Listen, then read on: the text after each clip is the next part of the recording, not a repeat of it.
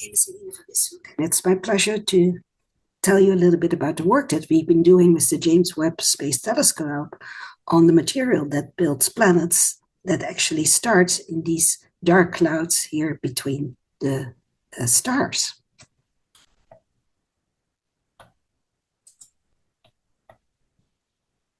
So let's take a step back and remind you that viewing the night sky is available to everybody, everywhere in the world. And that what makes our topic such a fantastic topic to study. And just in the last week, we've had fantastic phenomena on the sky, like this comet A3 to Shinchun Atlas, like you see here above the Atacama Desert in Chile or above Tucson. And just looking at the night sky makes you immediately wonder, where do we come from and what is our place in this universe? Now, Webb has a lot to tell about that. And one of the conclusions actually of also this work will be that comets actually play a large role in that. They are the building blocks of new planets. Now, one of the most exciting developments over the last 25 years has been the discovery of planets around other stars, the so-called exoplanets. We now know that every star has on average at least one planet, but that they are of a type that we generally not have in our own solar system, mostly super-Earths or mini Neptunes. And now that they have been discovered, the next question is, of course, what is their composition and could they be habitable? And directly linked to that is how were we, our own solar system, formed some 4.6 billion years ago. We get some information about that from asteroids, and we've had exciting missions like Hayabusa to the Ryugu and Osiris-Rex to Bennu, and they are picking up material and bringing it back to Earth for study. But we also get information from the outer part of our solar system, not just rocks, but actually mix of rocks and ice. Those are comets. And the Rosetta mission actually landed on a comet about a decade ago. So these are all messages from the early solar system. And what we can now do with Webb is actually compare and see other forming solar systems and compare that with what we find from the relics of our formation of our own solar system. Now, actually, our origins start in these dark clouds. What you see here beautifully is the Milky Way and the dark clouds in the Milky Way. And our sun, our star, was born in one of such dark clouds that you see over here. And Webb actually allows us a new view, a new exploration of these dark clouds and the regions in which new stars and planets are being built. And so when Webb was launched on Christmas Day 2021, it was a fantastic moment. There you see it, actually, the last stage from the Ariane 5 rocket. Now you see the solar panel actually coming out. And for those of us who actually worked on Webb for more than 30 years, this was a fantastic and very emotional moment also to see that. My own involvement with Webb started some 25 years ago. So it's really thanks to thousands of people, thousands of engineers, technicians, managers, and also scientists that we now have this fantastic new scientific machine. So my involvement with Webb actually started with advisory committees, but then I became actually a co-principal investigator on the mid-infrared instrument, one of the 4 instruments on board of JWST, the MIRI instruments. And here you see the part of the hardware that we actually built in the Netherlands, mostly on the so-called spectrometer. MIRI was built actually by a joint European-US consortium. Now, what makes Webb unique? Well, in the first place, it's of course big, more than 6.5 meters diameter. That's much bigger than Hubble that you see over here. And here you see a life-size one-on-one mock-up of the JWST with its sun shield that is as big as a tennis court. But the other thing that's unique about Webb is the infrared, is its eyes. Namely that it looks in the so-called infrared part of the spectrum. So here is the radiation that our own eyes can actually see in the visible. Here you have the radio part of the spectrum, here you have the X-ray part of the spectrum, and the infrared part is just redward of what we can see with our own eyes. Now, this is a part of the spectrum that is actually very much obscured by our own Earth's atmosphere, especially the water and the CO2 that is present in that atmosphere. And that is why we have to observe it from space. Now, Webb has various instruments on board. It, of course, has camera that make the beautiful images. This is the NIRCam instrument that makes most of these nice pictures, like the one that you see here on the background. But then there are also instruments that unravel the light into the colors of the rainbow, and those are actually called the spectrometers, like you see over here. And there are two very important spectrometers, namely the one on the MIRI instrument and the one on the NIRSpec instrument. And these instruments actually allow us to study the chemistry, the chemical composition, the molecules that are actually present in these star and planet-forming regions. Now, because Webb is so big, it can see actually much more sensitive than any previous instrument, and it can also see sharper. And that is why there's a huge discovery space, because we gain so many orders of magnitude compared with previous mission. There's yet another advantage of Webb, and because it observes in the infrared, we can actually penetrate through these dusty clouds. So remember the Milky Way, the dark clouds that I showed you there. It's nice to see these birthplaces. They are dark clouds, but we really want to see what is happening inside. And for that, we have to put on these different glasses. We have to go to the infrared, and then we can actually see the stars, as you see over here, actually forming in them. And also the molecules, as we will see, have their fingerprints at these wavelengths. So Webb has already been producing beautiful images of star-forming regions. This is actually of an entire galaxy, the phantom galaxies. This is a combination of the NIRCam and also the MIRI cameras. Anything that is blue in this image is the shorter wavelength, and red is the longer infrared wavelengths. And anything that is red, that is actually where new stars are forming at this moment. So here you see actually bursts of star formation occurring here in this galaxy. Okay, so let's start our journey towards our origins. So you all recognize this particular constellation, of course, the Orion constellation.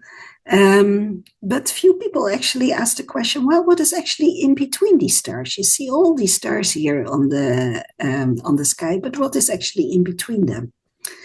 Well, that region between the stars is not empty, but it is filled with a very, very dilute gas. And the thicker concentrations of that gas we actually call molecular clouds. Think also of clouds in our own atmosphere. And particularly you see them here in the Orion Nebula, in the sword of Orion. Now, in these clouds is actually where stars and planets form, and that's also where we have a rich chemical composition. Now, the astronomer's periodic table actually looks slightly different from what you're used to. Hydrogen is by far the most abundant, followed by helium, about 10%, but helium is not very reactive. So the chemically more interesting elements like carbon, nitrogen, and oxygen are present at the level of a few tens of promilles compared with hydrogen. And so the surprise was actually that in spite of these clouds being very cold and tenuous, there's actually a very rich chemistry happening in them. So let us look a little bit more at these clouds. So this is the Carina Nebula, actually as seen with the Hubble Space Telescope. So what you see here is actually these dark clouds as a silhouette against a bright background.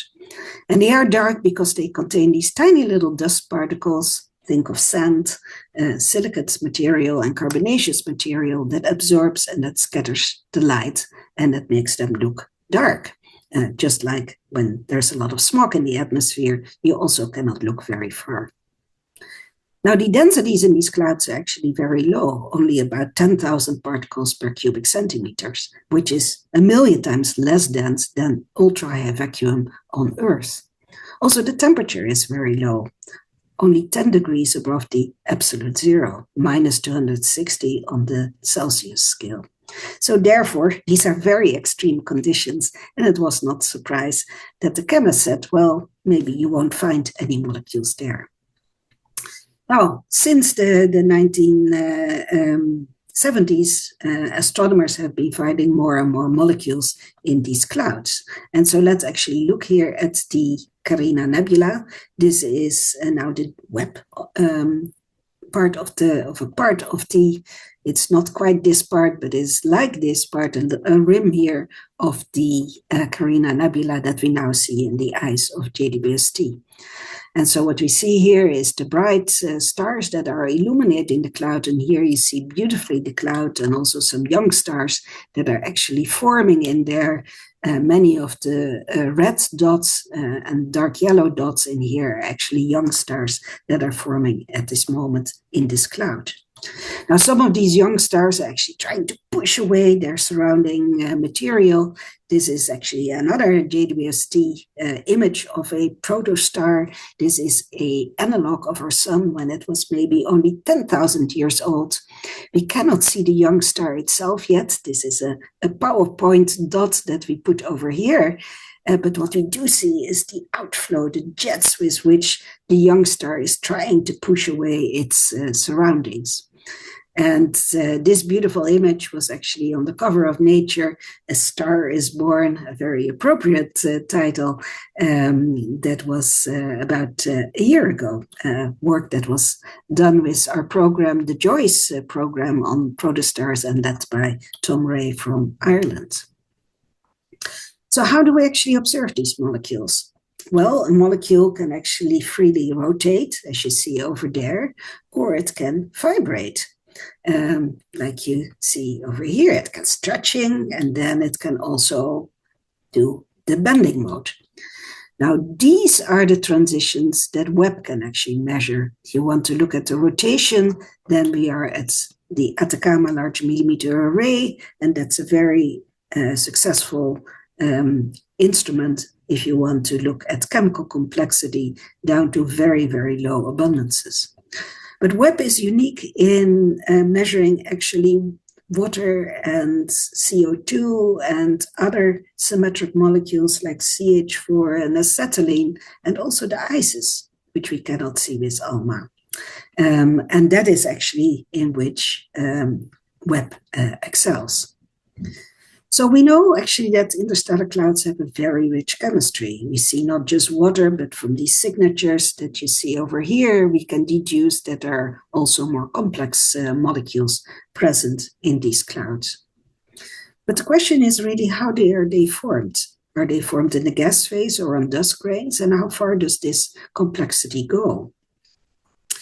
Now, if we turn back to water, in which form is actually water in space? Let's start with the simplest molecules. Well, water can be as a gas, water can be as an ice. And you might think, well, water can also be as a liquid, but under the very tenuous conditions in space, that actually doesn't happen. So most of the water in space is actually in the form of ice, and meaning we astrochemists have actually concluded that most of the water molecules are actually formed on these tiny little dust grains in the clouds out of which these stars and planets form. So once a day, a hydrogen atom here in white actually lands on the surface of the grain. It moves around, it finds an oxygen atom in red, and then we can find molecular oxygen, we can form OH, we can form actually hydrogen peroxide, and then we can form actually two water molecules. And now we fast forward from a few days to actually 10 to the 4 or 10 to the 5 years, 10,000 years, and then we make a little ice mantle actually on these dust grains. And so we think that this is actually the way in which most of the water that we have in our solar system. Most of the water that we have in our Milky Way is actually formed. So as one of my colleagues actually put it, well, if the water is really formed already in a cloud before it collapses to form a new young star, then this water may be actually older than the sun itself. So keep that in mind the next time you take a little sip of water. So can we actually now see these ices? And the answer is yes, we can actually see them with Webb, and we can see them very well. Here are two stars that are actually lying behind a dark cloud. This is a beautiful image taken by my colleague Melissa McClure in Leiden. What we are looking at actually is the stars lie behind the cloud, and they their light goes actually through the cloud. And then we see the absorption actually superposed then on the spectrum of the star, simple absorption experiments. And then we can look at the various ingredients that are actually in that ice. So here we see this result. So this is a little bit of a technical figure, but here you see sort of the lamp, the background star, and then we see these very deep absorptions due to water, due to CO2, and due to water here is another mode, but also CH4, some ammonia, all kinds of molecules are actually present here in these ices. Note also the quality of these spectra. It's really extraordinary. We're going down to sensitivities that are really orders of magnitude better than anything we've had before.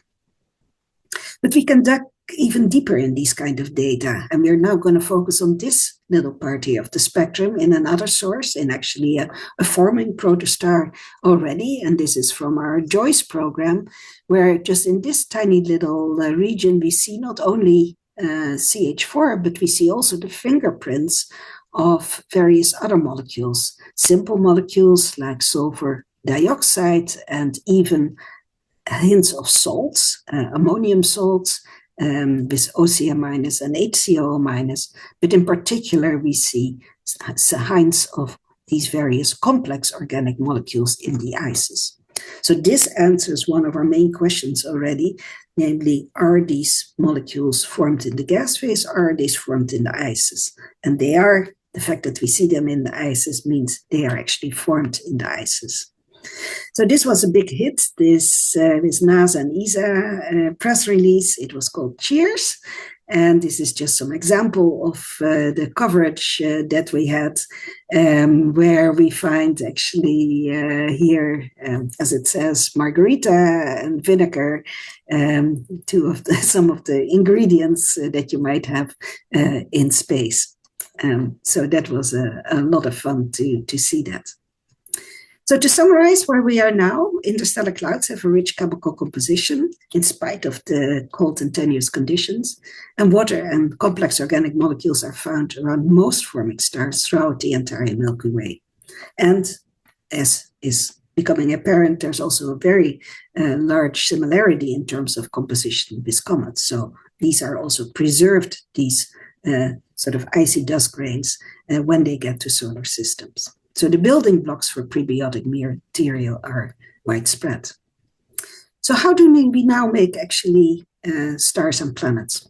So one of these big clouds, like the one that I have behind me, a part of it can collapse under its own weight and then form a star at the center.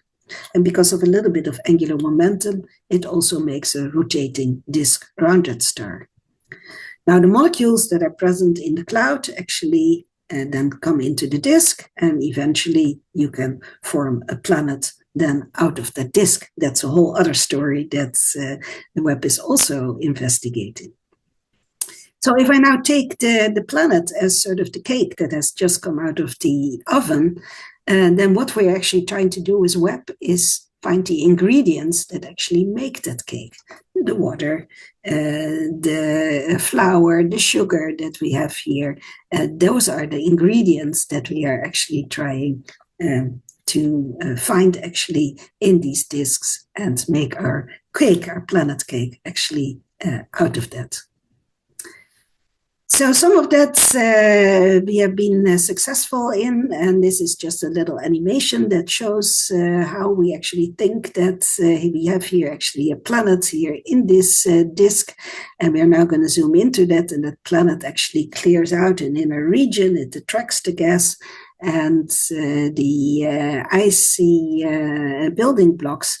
And here you see actually the planetesimal, sort of the comet-like material that is being built from all of these ices. And these ices are then full of molecules that we can now measure actually, like we see over here with JWST.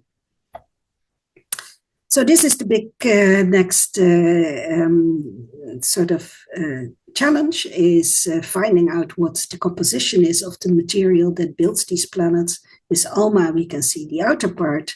With JWST, we actually probe the ices, but also the gas in the inner part. So there's also a large synergy between the various techniques that we have. And one thing that is very important in all of this is water again. Water, the ice line. Close to the young star, it's warm. Further out, it's cold. And so there's a region here where water goes from ice to gas, and that's the so-called snow line. And for water, actually, in our own solar system, we think that these giant planets are formed just outside that water snow line. So that's a very important region. Now, what happens with these icy grains? They actually can move inwards. There you see one. It actually passed the snow line, and then it sublimates back into the gas phase. But also that icy grain can be stopped. It can be stopped if there is a trap there, actually, if there's something trapping sort of these dust grains here further out and preventing them from coming inwards. And that is exactly what we are trying to measure now with JWST. This is an example of a system, a disk actually, with two young planets forming, and it's created this gigantic dust trap. And so when we are measuring actually with JWST in the inner part, where we think that the terrestrial planets are forming, then we were expecting not to see any water. But yet we actually do see water here. This is the signature of water, work by Giulia Parotti as part of our MINDS team. We see actually some water in that inner part in spite of the strong dust traps. So the terrestrial planets are not formed completely dry in this region. There's actually quite a diverse chemistry going on. Some of the disks, and especially those around very low mass stars, have very little water. Those are actually extremely carbon rich. Lots of acetylene. This came as quite a surprise. And also even benzene is seen. They are diacetylene. And this is our latest result on this, a paper that was just published in Science by Aditya Arabavi from the University of Groningen. And here you see all of these signatures of the various molecules. Here you see ethane for the first time detected, again, acetylene, HCN, benzene, and here you see again diacetylene. All of these molecules are waving us. It's really a hydrocarbon factory around these low mass, very low mass stars. So what's then sets the composition of new planets? Well, we don't know yet. We don't understand anything yet. But Webb is actually measuring this. It's measuring both the ices and it's measuring the gases.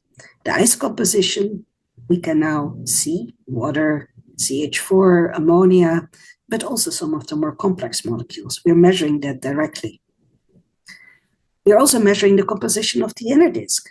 And we see that there's actually a large diversity there that we do not yet fully understand. It's linked to stellar mass, and it's also linked to disk structure. So let me end here and say that I hope that I've given you a little bit of a taste of what Webb is actually doing.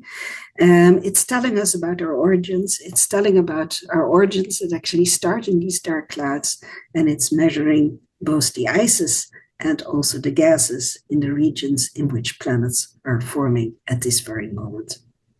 Thank you very much.